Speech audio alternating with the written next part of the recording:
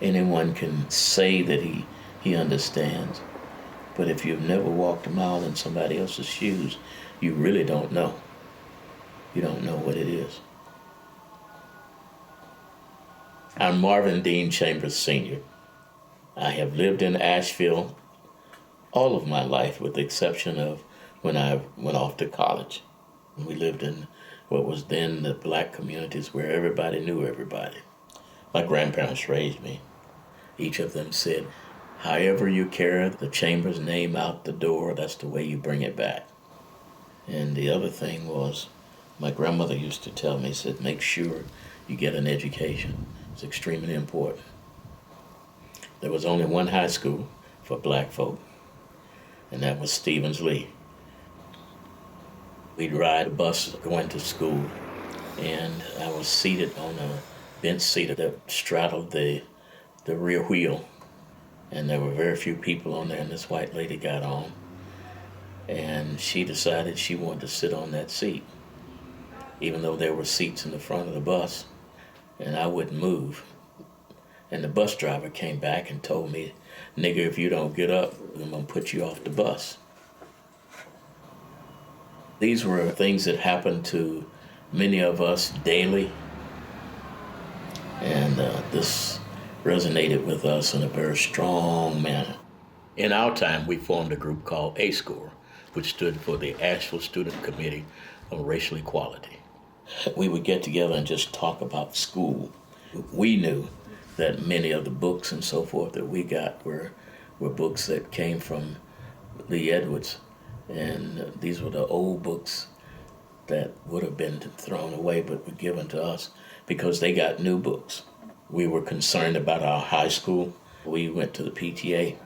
We got all this information together and carried it back to the PTA, and the principal at the school called us into his office and told us that we could not give that report because the superintendent of the school was there, as well as city councilmen. We were all seniors, and he told us that if we were going to make that report, that we wouldn't graduate. So we looked at him and told him, Bahuka. And I can't say anything what we really said, but that was the beginning of the real movement.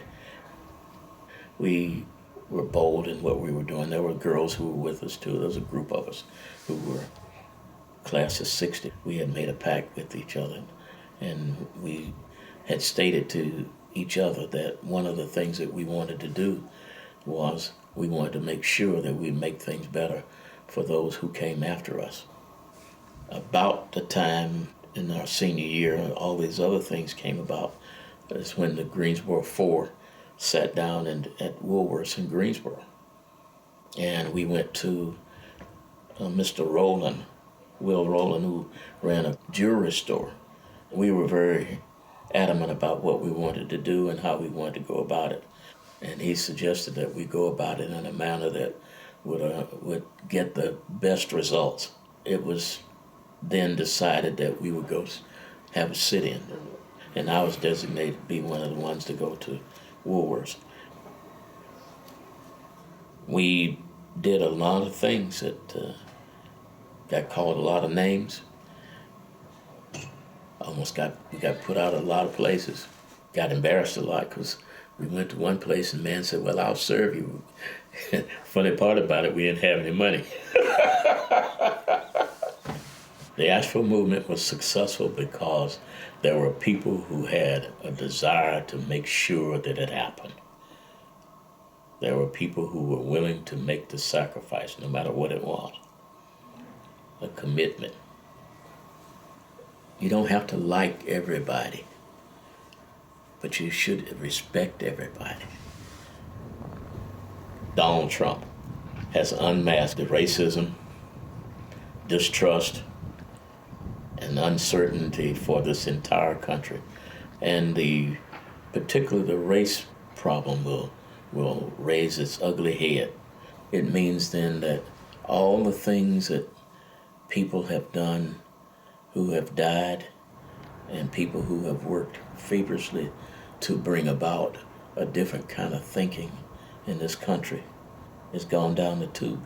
He has never really been in a position to know what it is to suffer. He doesn't know what it is to be told that you can't sit here, to travel on a bus or in a car and can't go to the restroom. He doesn't know what that means. He's never walked in the shoes of anybody who has to do that. What I think best tells the story is people talking about it, repeating it. When I look back of what my grandparents and parents had to endure and what they taught me, it should be passed on to people. If you know what was, then you can understand what is and be better prepared for what could be.